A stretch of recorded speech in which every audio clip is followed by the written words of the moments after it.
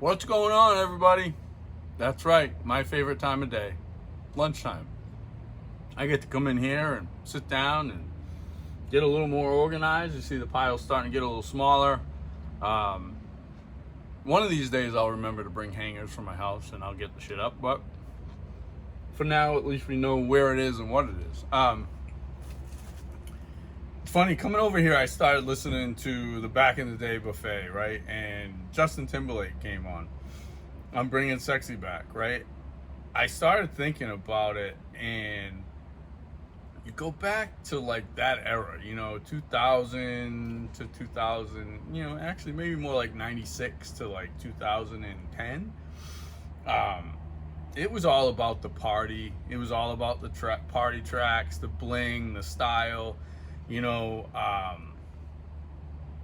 Think about how good a producer has to be to make a member of NSYNC, and not like I'm bashing NSYNC, but to make a member of NSYNC a sex symbol when he went solo, right? He was kind of corny coming up. He had the fro, whatever. The little girls loved him, but guys weren't feeling him, And then all of a sudden he gets on with Timbaland, and now he's got a banger. Think back, right? Scott Storch, Paul Wall, the Yin Yang Twins. It was all about the party. It was all about the party tracks. They were always the guy behind the guy, right? The producers you knew who they were, but they weren't the guy. Kanye, put down the mic, take your meds, and go back to producing bangers for Jay-Z, right? You start thinking about it, and then you start thinking about it in golf terms. Again, I've gotten kind of off my track a little bit. I wanted it to be as much swag as it was golf, but chasing down the likes and chasing down the Twitter following and the TikTok views, I kind of got away from it a little bit, and this song actually made me think about it again, right? It was sparked by a question from a parent. Where should I get lessons for my 7-year-old? Okay, well, that's a very general statement, right? What's his level of play? Is he a beginner? Does he need a junior clinic?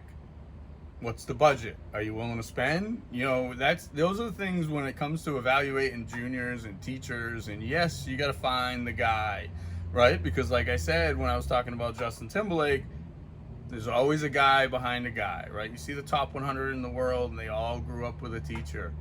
They learn their golf swing at a young age, and then the rest of their life, they're evolving that golf swing. And a lot of times it's reverting back to some of the stuff that they learned when they were 10 years old, right? You saw Brian Harmon on the range at the British Open working on alignment, right? Something as simple as that you think is a no-brainer. Stand up, look at it, hit it. Nope, most people aim too far right because the ball's here, target's there.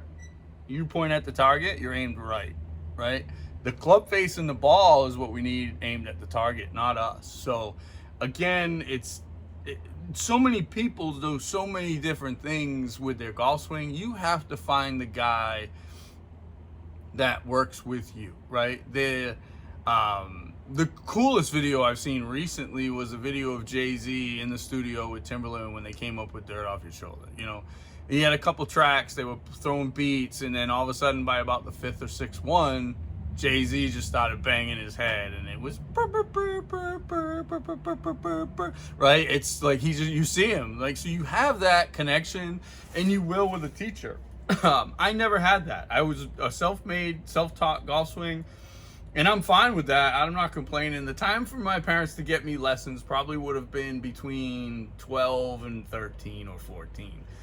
That was when I was a member at a club. I was playing with guys that were 3 years younger than me. I was doing things that were gonna hurt me in the future to keep up with them then, right? I was playing with guys that were hitting it by me. I had to figure out ways to hit it longer.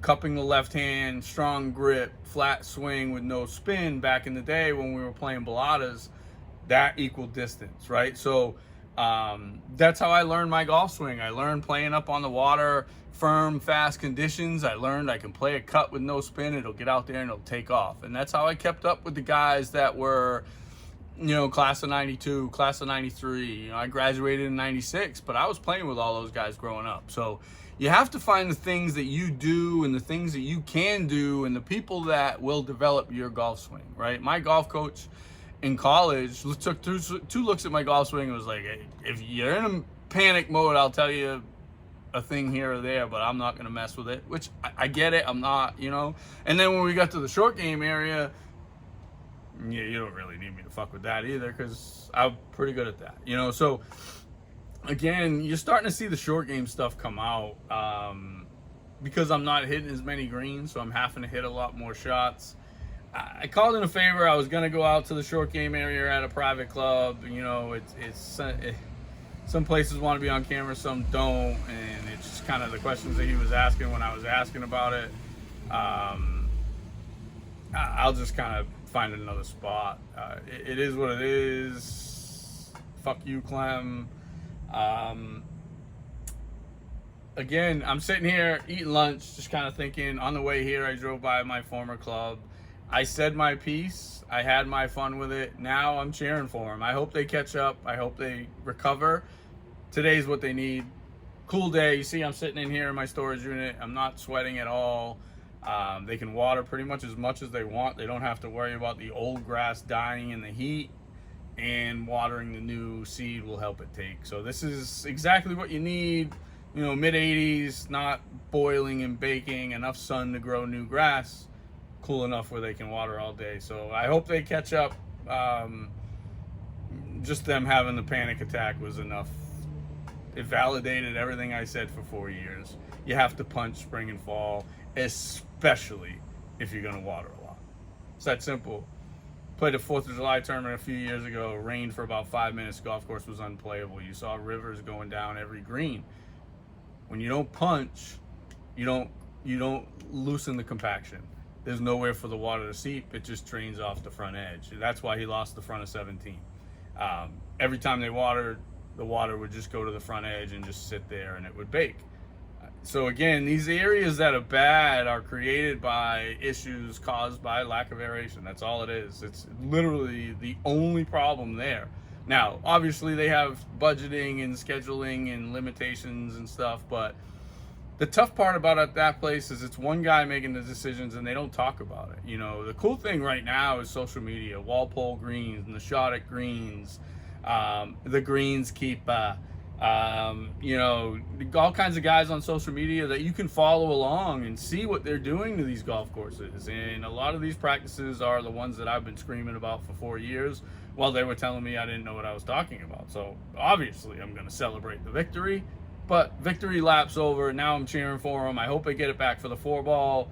I have a ton of buddies playing. I don't want anything negative towards that place. I just want Dumb and Dumber out of office and a superintendent that's going to come in and do what he's supposed to do. One more thing I will touch on, playing Resi, it was pretty cool. Around the outer edges of a few greens, you see the red dots where they were trying to expand the green. I will say, yes, there's a few burnt edges around the outsides, but that's kind of normal for a private club on the water. A lot of the clubs will skip a cleanup cut 1 or 2 days a week to put a little bit less stress and compaction on those areas so they don't die, but it's not affecting golf. As soon as you get where the hole locations are, putting wise, the greens are perfect. I wouldn't panic, guys. It's normal wear and tear at a Seaside Links golf course. The one thing that I have noticed, and the reason why I bring up the red dots restructuring the greens, the one thing I noticed over time, and anybody that's played with me at my former club, was they've shrunk a lot of those greens. So a lot of the humps and bumps that you used to be able to use, the left edge on 15, you used to be able to hit it up there and it would funnel back onto the green. You can't anymore. Now it stays up in the fringe. Same thing with on 2. You used to be able to play it off that hump on 2. The green would go all the way out to where the sprinkle heads are, and it would be firm, fast green that you could play it off the slope. So a lot of the things that I talked about while I was there was the frustration of lack of creativity. And that's what you saw at the British Open, and that's why you saw Brian Harmon win. He's a bulldog, right? He doesn't care what it looks like. He's probably the only guy on tour still playing stiff, not X. You saw that in the bag, he's playing S300s in a ADIZ 5S. My guess is those are all tipped a little bit to control spin, but yeah, he's playing stiff shaft. So it's one of those things. Golf is fun when you can be creative. That's one of my favorite pastimes and one of my mental health luxuries when I was in the business was I had access to Old Sandwich's practice facility. I would go out to the short game area, I would throw my headphones in, I would pick 4 targets, and I would just listen, and I would just hit balls to 4 different targets. It was a different shot every time, and I was be able to be creative with high and low, and the do a die off a tight lie, do a die out of a bunker. It was pretty cool. You got to practice, but it was so relaxing and therapeutic. You know, I just sit there, get in the music, and you just get in that rhythm, and before you know it, it extends to the rest of the bag for me. The tension comes out of my hands, everything I was talking about yesterday, and I will go back to the driving range today. I will go as hard as I did yesterday, and hopefully I remember to turn the mic on. So again, just a little lunchtime check-in. I know it's kind of rambling on now. It's almost 10 minutes, but you know, my thoughts get inspired by everything around me. You know, today's thought about teachers and fitters and how important it is to get one that you're comfortable with was inspired by Justin Timberlake's song produced by Timbaland, right? It's that party track. It's that beat that all those producers back in that era, it didn't matter whether you were cool or not cool. You know, that's who you were, and that was the party. So I know it doesn't really relate to golf, but it kind of does, and it answers a question. I hope it answers a question for the listener that asked, where should I get my 7-year-old lessons? Listen, if you ask him to go hit balls and 4 out of 5 times his answer is no, don't push him. He'll get there eventually. If you ask him to go hit balls and as soon as he gets there he wants to go chase birds, or he or she rather, want to get there and want to go chase birds or bunnies, let him. Right? The toughest part with juniors is attention span. So if you have a beginner 7-year-old, find a local driving range with somebody that teaches cheaply by the half hour and take a half-hour lesson. The toughest part with kids is not knowing what mood they're going to be in from day to day. So you schedule a lesson 2 weeks out, and then the kid wakes up and he's like, I want to go play basketball today with my friends. And you're like, no, you have a lesson. Well, now golf lessons and golf become like going to the dentist. So, you know, make sure we think about what we're doing with the kids and make sure we encourage them, not discourage them from doing it on their terms, right? When they get to about 12 or 13, you'll know by then if they're competing, if they're in that box that needs lessons, you'll know. But you got the U.S. kids stuff where these guys 6, 7, and 8 are competing at the highest level already, and they have the focus to sit there for an hour lesson with a teacher that knows what he's talking about and charges a premium. So everybody is different. My suggestion is until they're 12 or 13, make it as fun as it possibly can be. By the time they're 12 or 13, they'll probably want to take lessons. They'll be asking you, can I get golf lessons? Can I get new gear? What's the swaggy pod? I want to find out what's cool when I go play these junior tournaments. I don't want to look like the outsider. Trust me, when they're ready and they want to, they'll let you know. So guys, again, these are the topics that I love to talk about. I have my opinions. I have my opinions about the golf swing. I am an amateur golfer. I'm not a professional. You know, listen to me at your own peril.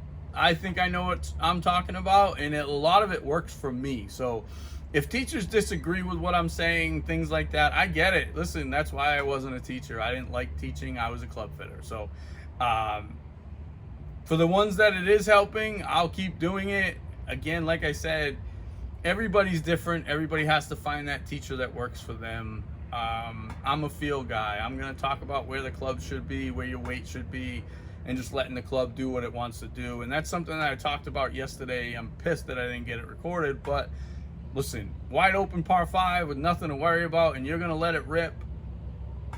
Take your time, get the club back to where it belongs, set it, and then freely with no tension, throw it as hard as you want. You're never going to hear me say swing easy. If you hit a bad one, who cares? You chip it back to the fairway to 150 or 200, hit it on the green, 2-putt for par, and get out. You know, those are the places to take your chances. And when I start to play some rounds by myself, I'll start to get into that. Obviously, I'm not going to talk about that. When I'm playing rounds with buddies, the camera's going to be away. This phone's going to be in my pocket. You know what I mean? Like, obviously, I still want to play golf and enjoy myself. But if I get a chance to go out there by myself and record a couple things and talk about strategy, I will. Yeah, I'm not sure exactly what's going on. Like I said, I kind of have an episode planned. I reached out to a couple people I assume aren't going to want to come on and talk. Not about my former club, just about some other stuff. There's a lot of controversy going on right now in golf, including the guy that cheated on the mini tours. Like, I get him out. I DQ him from everything. Literally erased the score after it was signed and his playing partner walked away. Don't let him play in an event again. That's mine. I mean, mini tour events, little ones or whatever, that's fine. This was PGA Tour Canada. This was a PGA Tour sanctioned event. Beat it. Never let him back. That's my opinion. No escape. Now that I'm moving around a little bit, been sitting here a little bit, I got a little bit of sweat forming. It is a little hot out here, but I want to shout my girl V out. So you got to give me a second to wipe off the sweat. And, you know, fresh from the barbershop, fly from the beauty salon. V got me lined up tight. You know, it's the little things in life. A little smoky, a little chill in the chair. Let her line me up. Stir the pot a little bit once in a while. It's the little luxuries. All right, everybody. Until next time, I appreciate the support. It's kind of funny. The meltdowns and when I'm crying stuff seem to get a lot of the views. And then when I'm talking golf stuff, I don't get much. So, everybody says, oh, why do you keep bringing up the old stuff? Well, you guys keep texting me, and it gets views. So, I don't know. I guess people like crazy. Until next time, guys. Let's go.